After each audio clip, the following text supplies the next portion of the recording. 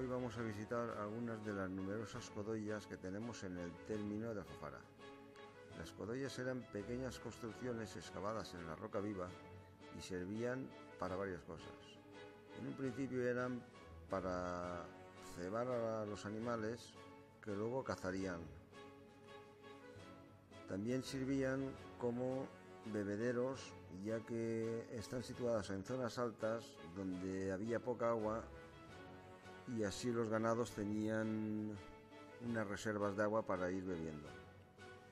Solían taparlas con unas losas para evitar la evaporación y con el rocío se volvía a recoger agua.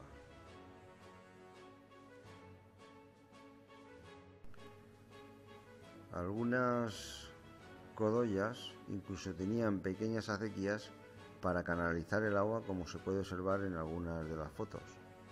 Y para finalizar, en ocasiones también se llegaron a utilizar para la elaboración de pólvora.